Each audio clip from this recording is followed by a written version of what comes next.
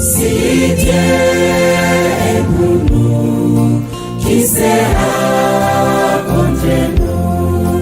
Il a donné son seul Fils, Fils unique Jésus. Ma Bible, le quotidien, le verset du jour. Romains chapitre 8, le verset 31, je cite. Que dirions-nous donc à l'égard de ces choses? Si Dieu est pour nous, qui sera contre nous? Fin de citation, glorifions le Seigneur. Bien-aimés dans le Seigneur, le verset du jour nous proclame la souveraineté et l'amour incomparable de Dieu dans nos vies. Je nous prie d'approfondir ensemble ce message pour en saisir toute la portée, non seulement pour notre foi, mais aussi dans notre vie de tous les jours. Bien-aimés, le verset est situé dans un moment important de l'épître aux Romains où Paul expose une vue complète de l'œuvre de Dieu dans le salut et marque également une transition vers une série de proclamations sur l'amour indéfectible de Dieu, les versets 31 à 39 du chapitre. Notre verset du jour, en fait, conclut une série de vérités que Paul avait déjà dit dans le chapitre. Il dit dans les versets 1 à 17 que nous sommes libérés de la condamnation et adoptés comme enfants de Dieu. Les versets 18 à 25 disent que les souffrances présentes ne sont rien à comparer à la gloire qui sera révélée pour nous.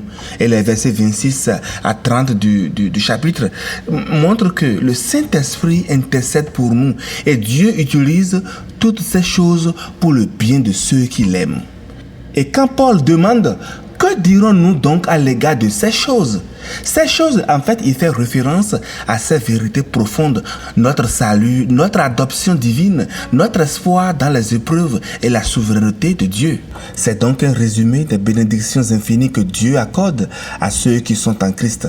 Et par la suite, dans le verset, Paul pose également une question rhétorique pour souligner la suprématie de Dieu. Il dit, si Dieu est pour nous, qui en fait affirme la faveur et l'alliance divine envers ceux qui appartiennent à Dieu. Il dit, si Dieu est pour nous, qui sera contre nous?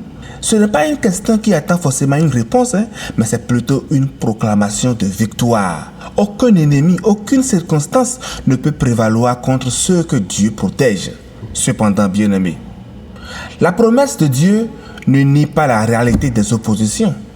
Il est vrai que dans notre vie quotidienne, nous rencontrons des adversités. Des gens peuvent activement s'opposer à nous.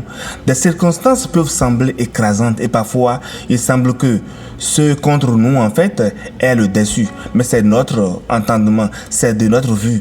Mais pourquoi nous voyons des fois que les gens qui sont contre nous ont pris le dessus?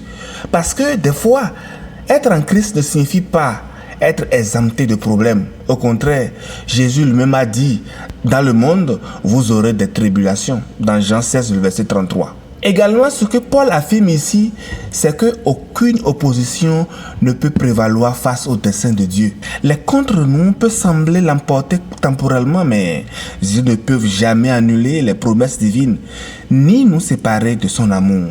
Même lorsqu'il y arrive que nous perdions des batailles apparentes, je dis bien apparentes, nous sommes dans un plan plus vaste, tout concourt à notre bien ultime.